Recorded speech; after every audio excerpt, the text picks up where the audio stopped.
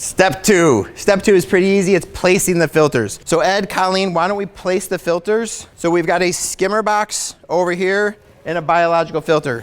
Remember, the skimmer box is the part that sucks in all of the leaves. So all of our wind-blown material, everything that hits the surface of this pond is gonna get sucked into this box. It also becomes the housing area for the pump. Because the pump sits in here, it pulls all that water and it's gonna send the water to our biological filter, which is gonna keep the pond crystal clear. Now, the reason the placement of these filters is so important is to get ample circulation. I would never wanna put this skimmer box right here because the water that's drawn into here that would get sent to this, which is really the waterfall, would drop here and get sucked right into here. So I get movement from this area to this area.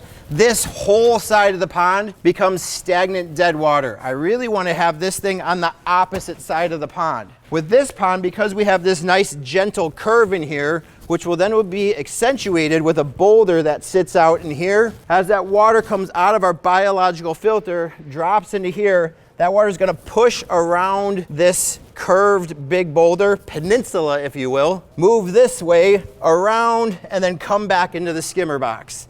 If this pond was more of an oval like this, I'd probably want to get this skimmer box more over here where I get direct circulation from one side of the pond to the other. What I would never want to do is put this filter right here. The reason I don't want this over here is because it becomes more of an eyesore.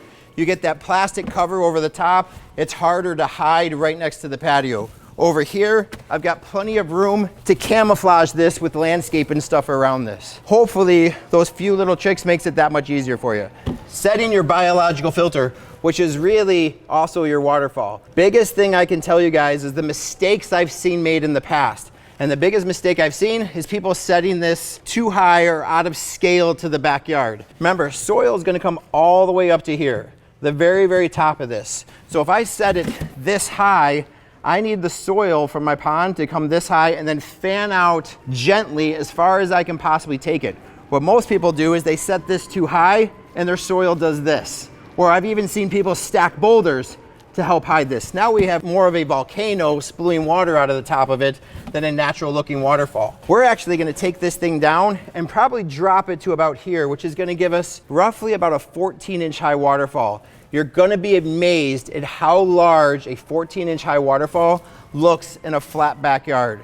So set it to scale with the yard. As I set this thing down to my desired height, and it's not that you can't set it up here, just bring in more soil and think about the rocks and stuff that you would need to build a waterfall this high. But as I set this thing down to my desired height, remember all the soil that comes out of the pond, which is roughly an 8x11 or a 7x9 foot pond, is also gonna create that size berm back over in here.